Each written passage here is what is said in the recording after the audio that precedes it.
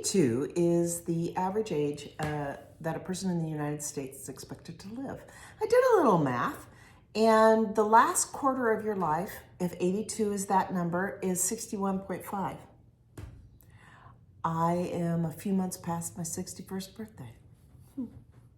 I have entered the last quarter of my life, or I'm about to jump that threshold, actually, technically, at 61.5. What do I not want to bring in to the last quarter of my life? I have put a lock on the door of judgment. I am not bringing with me the bit of care around judgment of others.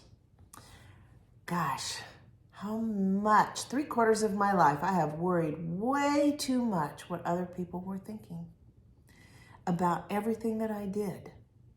Some people would be surprised that I worried about judgment. Some people would be really surprised because I've done some bold things, but I have not even done a fraction of the bold things I wanted to do because I thought I would not be appreciated for doing those things. They weren't evil things. I mean, not judgment of, of the biblical kind. I'm talking about the raised brow kind, for the unusual. And I've done some unusual things, but if you think my life and you know me, that my unusual things I have done, please know that I left a few of those things behind because, I thought people would think it was weird. And I guess sometimes I didn't want to be perceived as weird, but I am kind of weird. Okay, regrets. I am not bringing regrets in. The roads not traveled. I really regret I didn't go to law school. I really regret that I didn't become a life coach. Back in 1998, I did everything but put out my shingle to be a life coach. I thought, as referred to the first one, that people would think that was weird. I should have jumped on it. That's a really big thing. Decades into the future, suddenly there are regrets there. Do I want to be a life coach right now? No. I am a coach within my profession, which is with nonprofit management and fundraising. It's similar, and trust me, when you're coaching folks around their work, it's a lot of life coaching. So I guess I did kind of. I'm not talking about that particular regret. I'm talking about all of the regrets. We're not bringing them in with us. We're leaving them at the threshold of 61.5. We're just leaving them back. I have a few days yet before it's, I have a few weeks before I jump the broom into 61.5, which is technically the next quarter. I have some prep time. So I am not bringing other people's judgment in. And I am not bringing regrets, the things that I decided not to do, the things, and even worse, that I didn't recognize that were happening, the things that I could have been a better mom with. Oh, those are the deep, harsh regrets. You can be apologetic for not doing the things that you should have done, or seen some things that you should have seen, or done the things that you really should have done for your child to make their lives a little better. I have 2 great kids, but yet I still have regrets on parenting. I wish there had been a master's degree in parenting before I became a parent. I'd have signed up for that in a heartbeat, but there wasn't. And I will not bring those regrets into the last quarter. I'll tell you what I will do. I will bring apologies in. I've done a bit of that never enough. And I will be consistently saying, I am so sorry that I did not XYZ. And 100% mean it.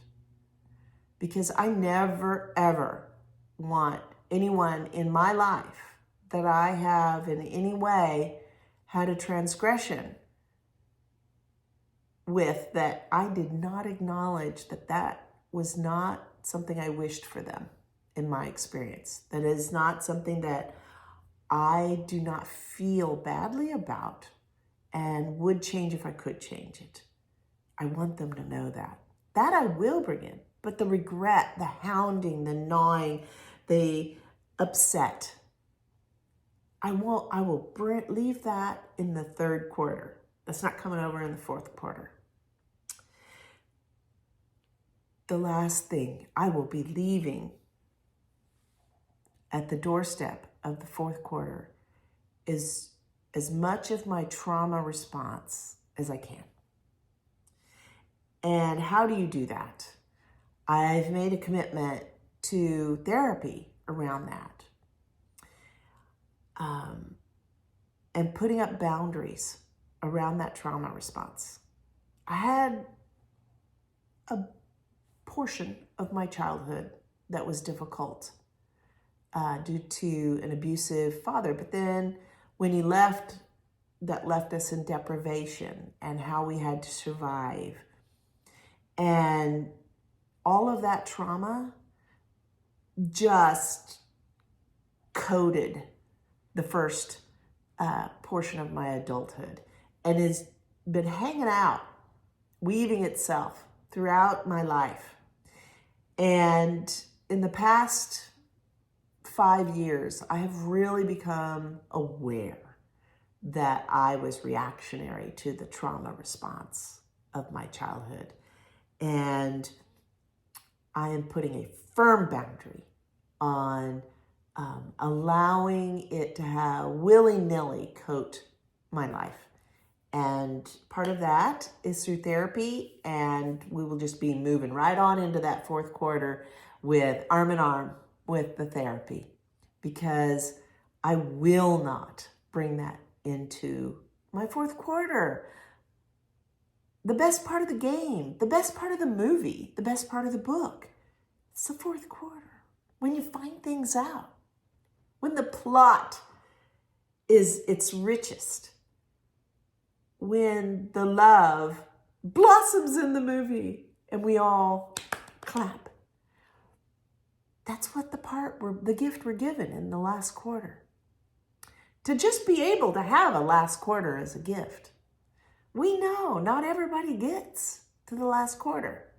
I'm making a lot of assumptions. My mother died at 63.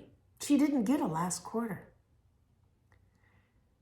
So I'm assuming I get a last quarter. And I get the privilege, it is a privilege, to choose what I will and will not allow into this portion of the story. And I won't be bringing judgment, and I won't be bringing regrets, and I won't be bringing that trauma response as much as I can. Nobody's perfect. Not saying that magic happens here, but sometimes magic happens here.